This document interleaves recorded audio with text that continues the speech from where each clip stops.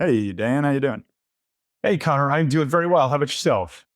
Pretty darn good. Why don't I go ahead and introduce us? I am Connor Eccles, the managing editor of NonZero and the host of this podcast, which is NonZero World, the weekend edition of Robert Wright's NonZero podcast. You are Dan Grazier, a senior fellow at the Stimson Center and also the director of the National Security Reform Program over there. And I'm having you on today because I saw a really interesting piece from you this week in Responsible Statecraft, in which you laid out an argument about the defensibility of Taiwan that is so different than what you usually hear in Washington. You know, we usually hear that we need to direct our entire military industrial complex, all of our efforts towards defending Taiwan. But your view seems to be much more in the direction that an invasion of Taiwan is actually exceedingly unlikely. And so that's kind of the argument that I want to unpack with you today. So maybe to start off, can you lay out the basics of that argument for our listeners?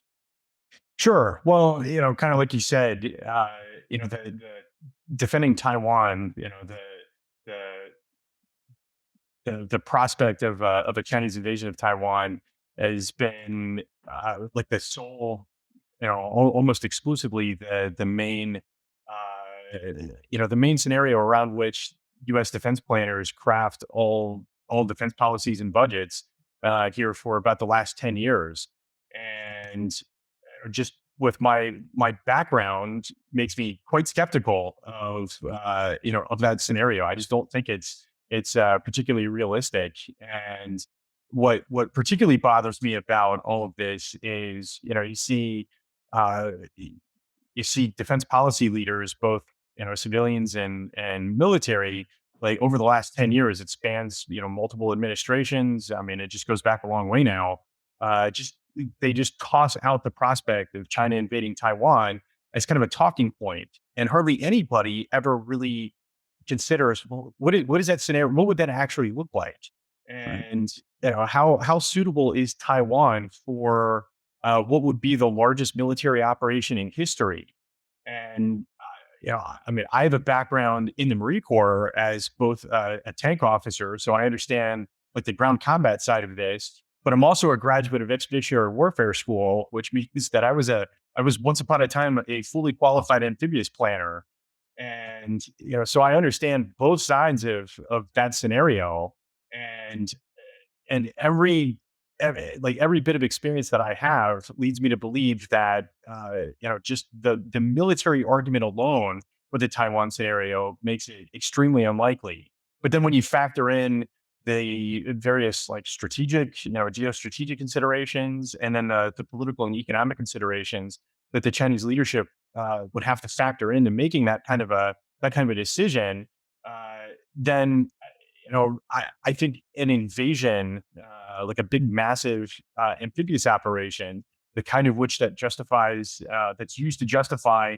a $1 trillion annual defense budget here in Washington, it doesn't even become theoretically possible. Yeah. Yeah, well, let's dig in a little bit to the details of the sort of geographic particularities of Taiwan. Like, what makes it so difficult to mount an amphibious invasion? Starting from China, maybe we can go all the way back to the beginning of that concept of crossing the strait, and then up to the actual prospect of landing on Taiwan. Sure. So, like in the course of the research that I've done, including I've spent 20 days on the ground in Taiwan itself, uh, I've identified 8 major challenges that an invader of Taiwan would have to overcome. The first is just crossing the sea to get to the island in the first place. And the size of the force that it would take to conquer a place like Taiwan is huge. And in the 21st century, with um, you know, spy satellites and signals intelligence and even open source intelligence like social media, uh, the massing of that amount of combat power would not go unnoticed. And so the defenders of Taiwan, both on the island itself and then potential allies around the world, they would see that, those kind of military preparations. And, so just trying to achieve the level of like tactical surprise that would, give an invasion force a fighting chance, is next to impossible in the 21st century. So an invader would face, alerted defenders, both on the island and off the island. So just crossing the sea would be a difficult challenge. And then identifying a landing spot in Taiwan is really difficult because yeah, it's an island, it's surrounded by water, but there are actually very few usable landing beaches on the island of Taiwan itself, because most of the coastline is cliffs, uh, cliffs that rise like far up into the sky because Taiwan is extremely mountainous, much more so than I think anybody who's never seen the island understands. Taiwan is actually has the tallest mountains in East Asia, the tallest of which, Yushan, is nearly 13,000 feet tall. So these are highly respectable mountains, and they cover the majority of the land space. 60% of the main island of Taiwan is covered by the Central Mountain Range, which means that the other 40% of the island that isn't covered by mountains has to be very carefully managed. And the only way that you can cram a population of 24 million people into that kind of restricted land space is to concentrate everybody into major cities. And Taiwan cities are very large and very dense. And then to feed the population, you have to maximize every other inch of flat ground on the island for agricultural purposes. And because we're talking about a subtropical Asian island, most of the agriculture outside of the cities are rice paddies. Guess what can't cross a rice paddy? A tank.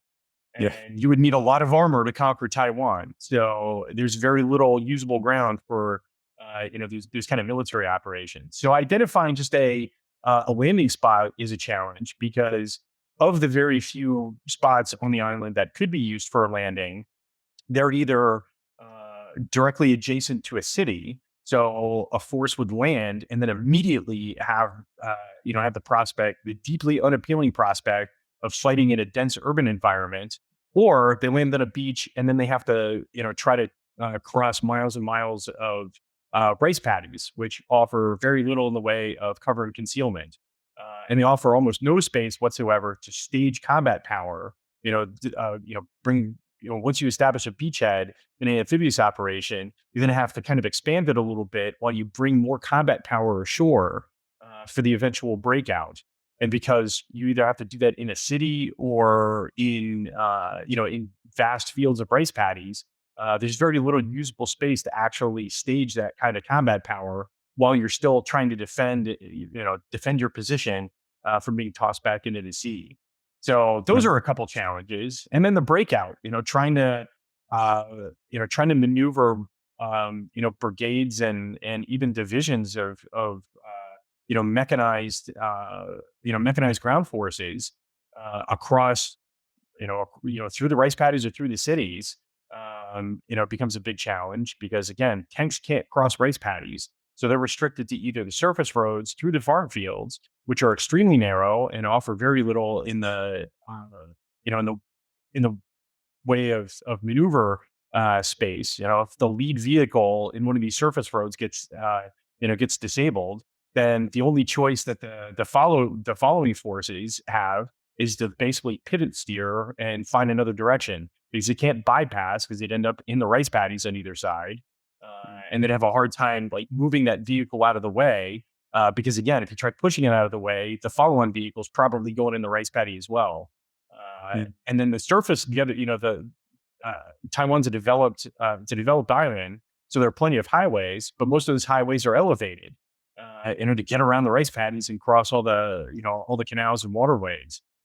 And so, for the defender's point of view, it would be ideal to get an invader on those highways because all you have to do is drop a bridge section, and then all of a sudden you have like a brigade of tanks that's all stacked up in a line on this road that can't go forward. They can't go around because, again, they'd get stuck on the rice paddies on either side. And they're up high in an elevated position, which means they'd be ideal targets for the defenders who are, in a lot of cases, going to be hiding in the mountains, which are always visible almost always visible, just off to the, just off in the distance. And Right. so defenders with long range precision missiles would have a field day with tanks just stuck up high in an elevated position, on an elevated and exposed position. And then there's the challenges of restricted terrain, because in many places that flat ground gets, comes to choke points up against the shore because the mountains jog out towards the ocean. And then an invader would have to conquer Taipei.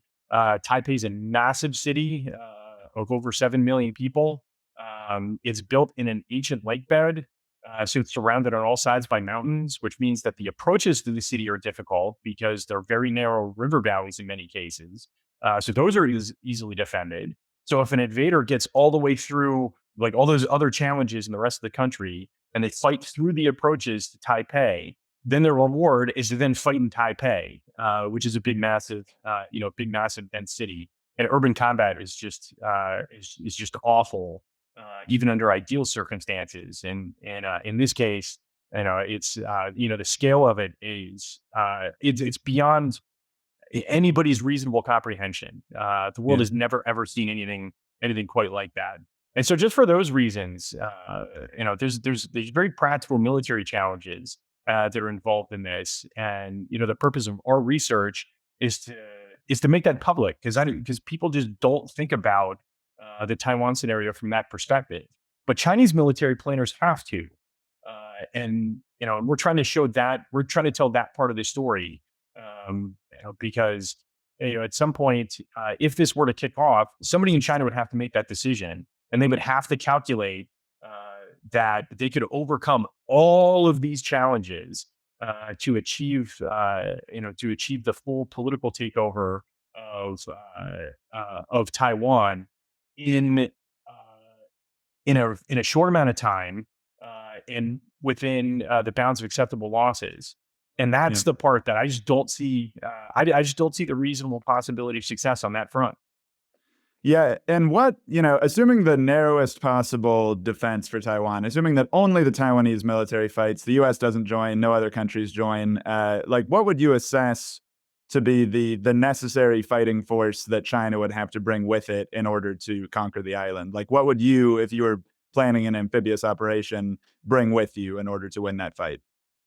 Well, just from just from a number standpoint, and this is just my experience as a military planner, and this is Chinese military doctrine. I think is a little bit different, but American military doctrine, when you're planning when you're planning an offensive operation against a deliberate defense, you want to have at least 3 to 1 odds. You want three attackers to fight every defender. So just based on that, we'll just take just the size of the ROC army, which includes the active duty and the reserves. That's a little over 1.5 million soldiers. So just 3 to 1, based on that, you need a force of nearly 5 million. Wow. To invade, to stand a reasonable chance of conquering Taiwan. And the People's Liberation Army is not anywhere close to that size. Well, I'm curious then how does this analysis factor into the argument that China is preparing to be ready for an invasion in 2027, right? To the extent that we have, visibility into China's thought process on this, like why, given all these obstacles, do they seem to think it might be possible to be prepared for an invasion by then? Well, that's a great question, and I certainly have some ideas about this. And you have to think kind of big picture what China's leaders view as their strategic imperatives. Now, I'm going to caveat all of this by saying that I take the Chinese leadership at their word that they want to regain full political control of Taiwan. Like, I absolutely believe Xi Jinping when he says that he wants to regain full political control of Taiwan. What I'm saying is that the Chinese leadership is not going to resort to military means to accomplish that. Like they're going to Mm. take every other possible course of action, and only if there is absolute, if they're forced into it, will they order an invasion. Now, beyond that, there's a lot of value for the for Chinese leadership in saying that they want to conquer Taiwan. For one thing, it, uh, it gives them the rationale to increase their own military capabilities, which are are defensive in nature. If you look really hard at what the Chinese are doing, they're essentially building a fortress fleet. Uh, because the overall Chinese strategic goal is to keep everyone out of China. They want to avoid another century of humiliation where a lot of outside invaders came in and took over parts of China. They want to avoid that. And so so the Chinese are trying to make themselves look as strong as possible in their own backyard to keep any potential invader of China as far away as possible. Now, beyond that, the Chinese also paid attention to what happened in the late '80s and early '90s. They saw the Soviet Union collapse, and part of the reason the Soviet Union collapsed is because the Soviet leaders attempted to keep up with the United States and our military buildup. Now, the Reagan buildup was not the original purpose of that was not to bankrupt the Soviet Union. That was just ended up being what happened, and then they came backward. They came back later and said that, oh, that was the plan all along. But that's not entirely true. But the Chinese saw that, they learned that lesson, and so now they have an opportunity to try to do that to us, because the Chinese, all the Chinese have to do is mess around with aircraft carriers just a little bit, and or state that they're going to mess around with aircraft carriers. They are a little bit, but then that prompts the United States to then invest very heavily in aircraft carriers. And when we do it, it's much more expensive for us, to build aircraft, to actually build aircraft carriers than for the Chinese to just kind of play around with aircraft carriers like they've been doing for the last 25 years. It's the same thing with, with bombers and fighter jets. The Chinese can announce plans for building, for building out some military capabilities, and then that prompts the United States, like our leaders here, to then like really heavily invest in programs like the B-21 and now the F-47, to try to combat these purported Chinese military capabilities. Because the Chinese they can afford to do those kind of plans because they basically spend pennies when we're expending dollars. And so they have a great economic advantage over us, with that. And they also see that when we do spend crazy amounts of money on programs, we produce things like the F-35 that has a 30% full mission capable rate. We spend it on programs like the littoral combat ship, which has proved to be a complete and total failure. Yeah. Same thing with like Called the by future some the combat. little crappy ship, right? Yeah, exactly. So, like from the Chinese perspective, like it's like the greatest thing in the world to go the United States into increasing defense spending because we're just going to waste a lot of money on programs that aren't terribly effective. So, what does it really cost the Chinese? Right.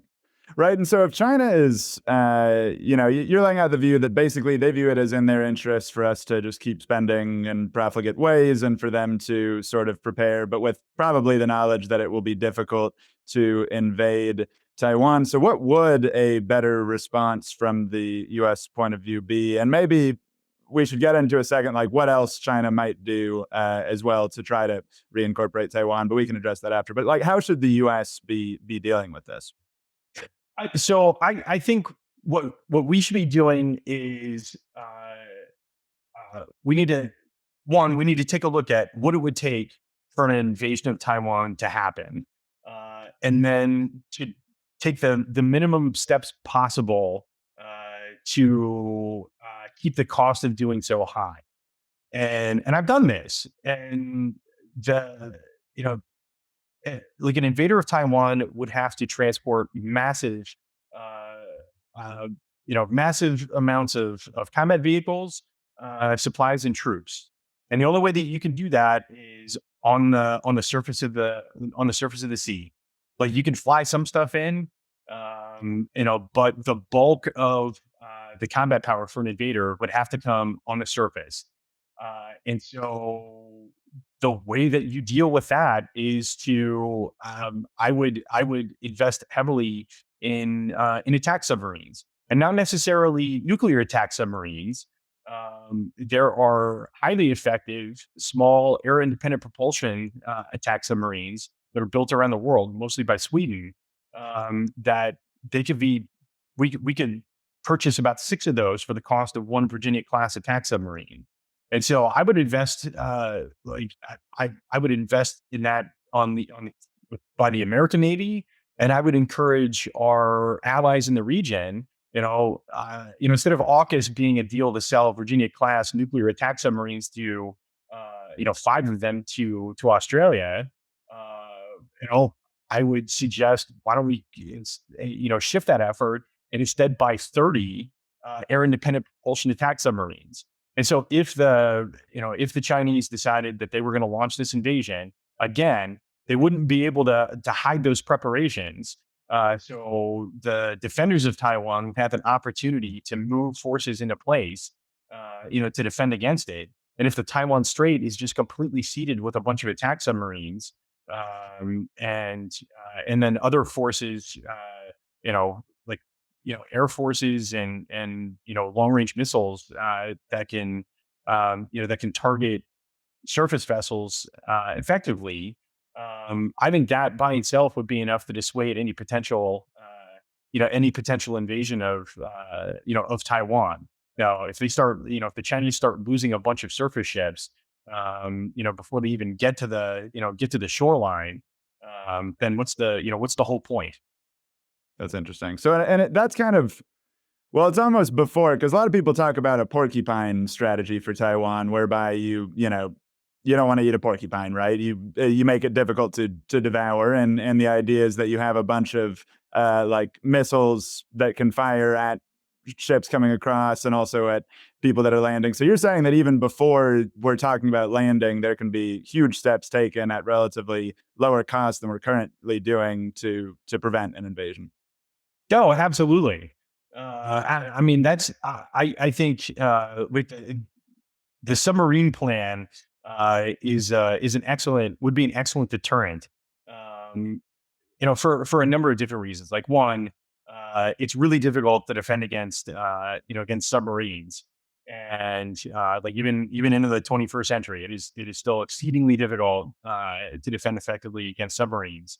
And I love the saying that the submariners have, that in naval matters, there are submarines and there are targets. And so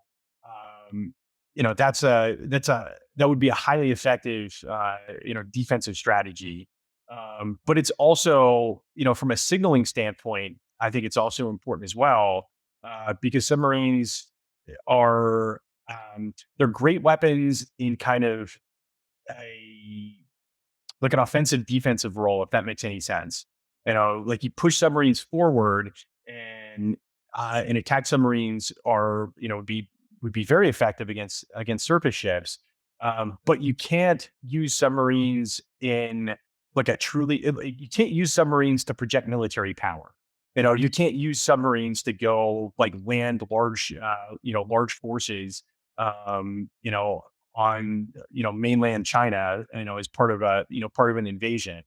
And so if we bolstered our submarine force, in a way, it's not really escalatory, because the signal is, look, if you don't want to tangle with our submarines, don't sortie your fleet, for a cross strait invasion.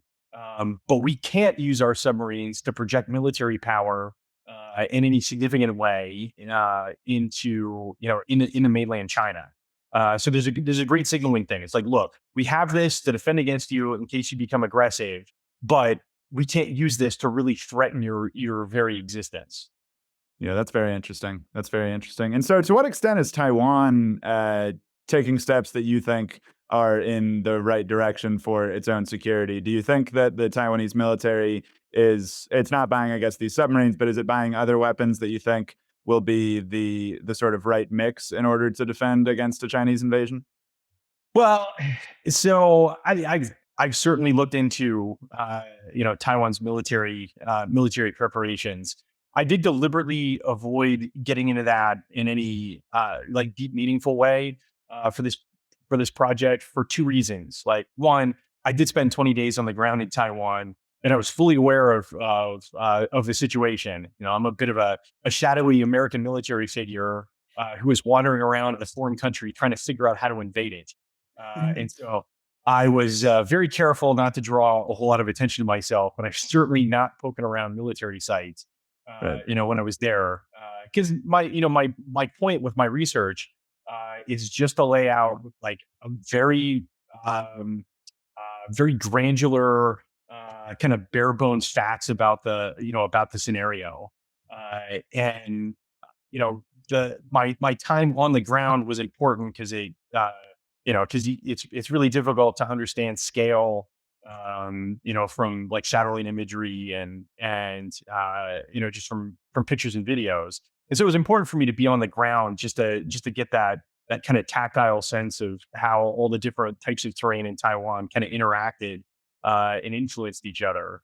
Um, you know, so I did try to deliberately avoid a lot of that really detailed analysis of Taiwan's military preparations. There are other scholars who have done some of that. My point with this was to point out that in spite anything that the Taiwanese might be doing as far as their own military preparations, that just the terrain and the geography involved in this scenario make an invasion very difficult by itself. So any military preparations on top of that just complicates matters further. Yeah.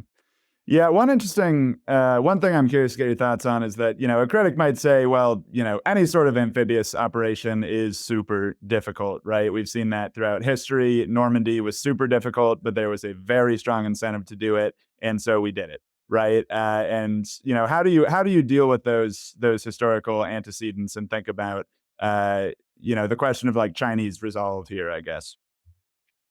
Well, I can assure you that yes, um, that anybody who I would be very skeptical of anybody who tried to make the argument that an amphibious operation would be simple, because they are extremely difficult. There's just so many different moving parts and so, like all the different planning factors that you have to consider.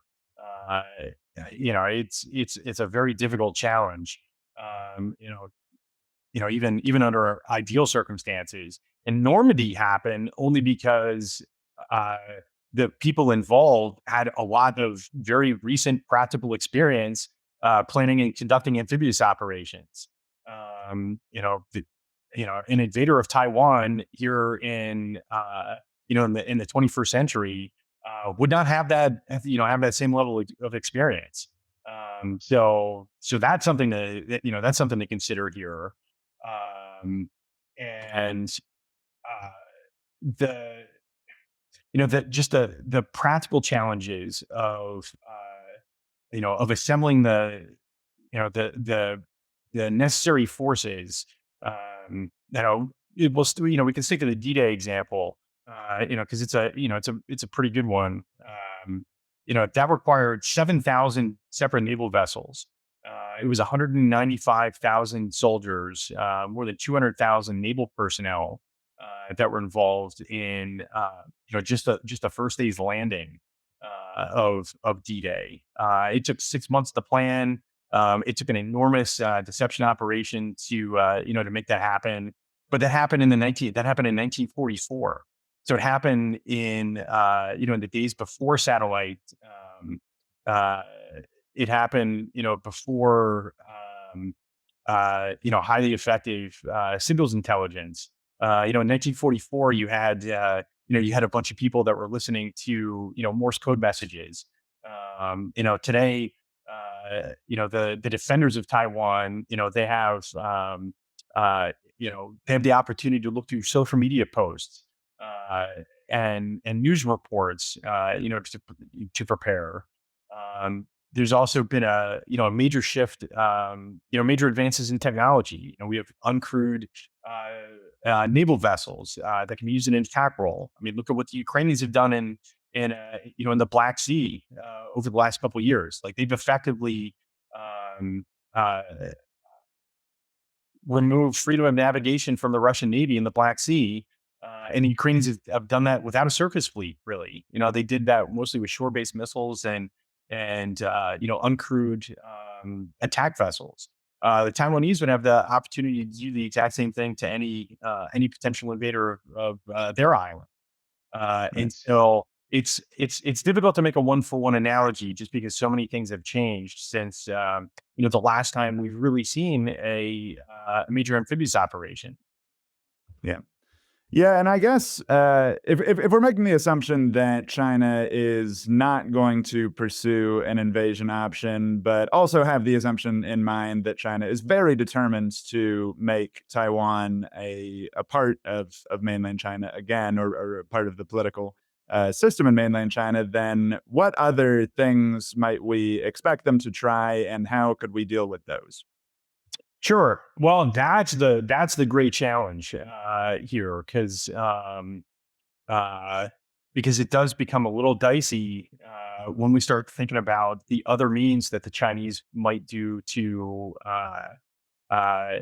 reunite or to bring Taiwan back into in the mainland fold. So the argument that I'm making is that, if the Chinese do, regain full political control of Taiwan, they're going to do it in a way that's going to look a whole lot more like how they regained control of Hong Kong than it would be how we landed forces in northern France in 1944. So I believe that the Chinese they're gonna try to figure out some diplomatic or um, uh, you know political scheme to accomplish their goal, rather than the full invasion. And they're patient. They're willing to wait for something like this to happen. I don't remember exactly how long. What was the lag? I should know this off the top of my head. Between the treaty signing with the United Kingdom and the takeover of Hong Kong in 1997, if I remember correctly.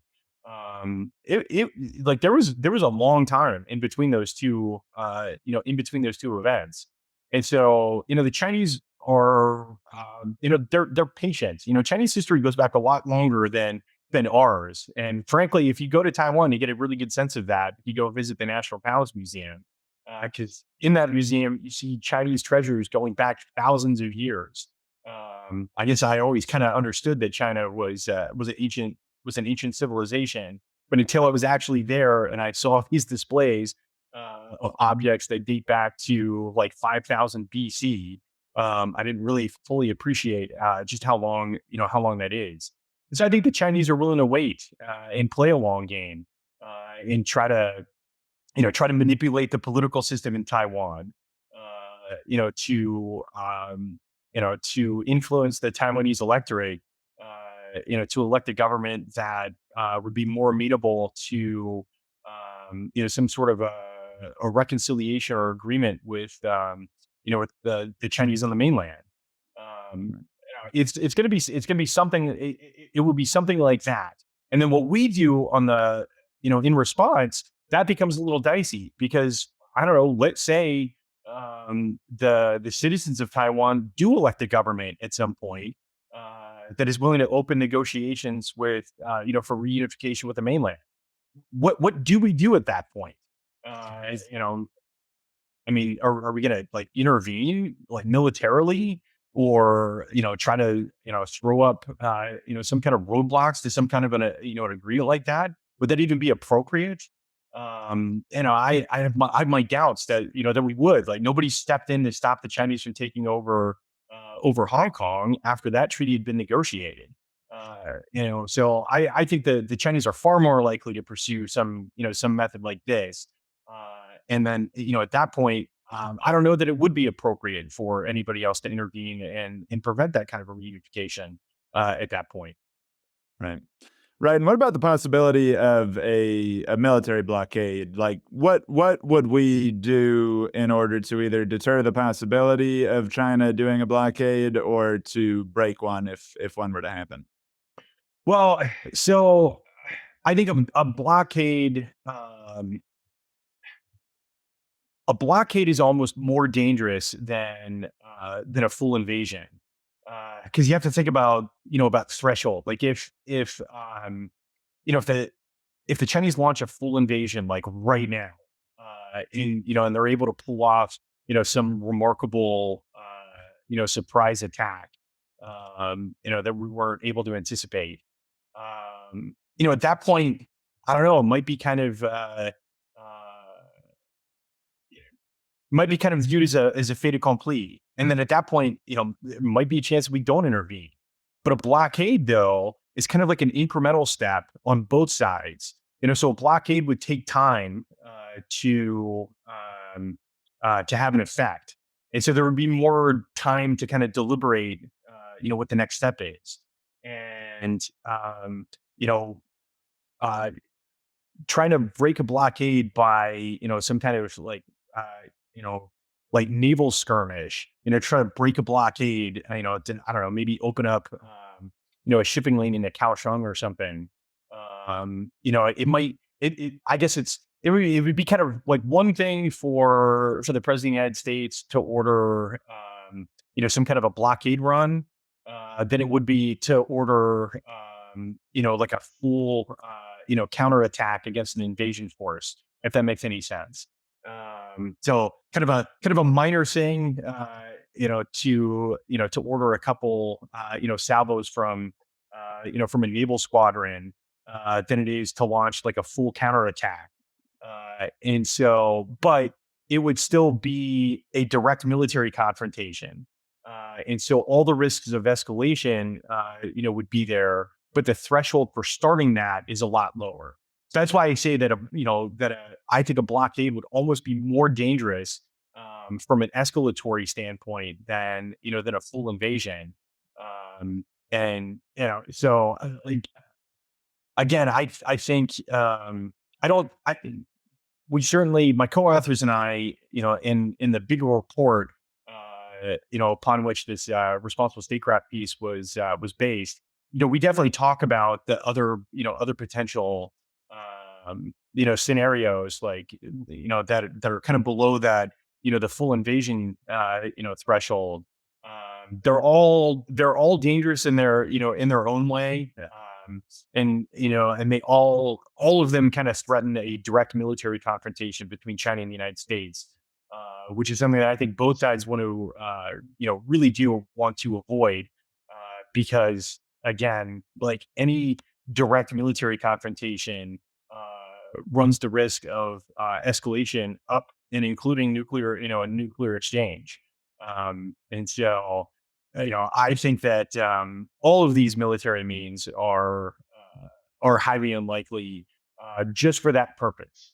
That the risk of escalation to a nuclear exchange, I think is the strongest argument against any kind of military action against Taiwan. Right. Right. That's all, well, terrifying. But I think that there are a lot of terrifying aspects of this kind of from top to bottom. Something I wanted to pull back and do sort of a broader thing, because I'm curious, the way that you lay it out, it just seems like this is an eminently manageable threat, right? That this is at least the threat of an actual full-scale invasion is not necessarily something that we need to build the entire US defense posture around, and yet that is what we're doing. So why does the Pentagon and why do members of Congress, why does the Trump administration and the Biden administration view this differently than you do? Well, this was a free preview of NonZero World. To unlock the rest of this conversation and other exclusive content, become an NZN member today at nonzero.org.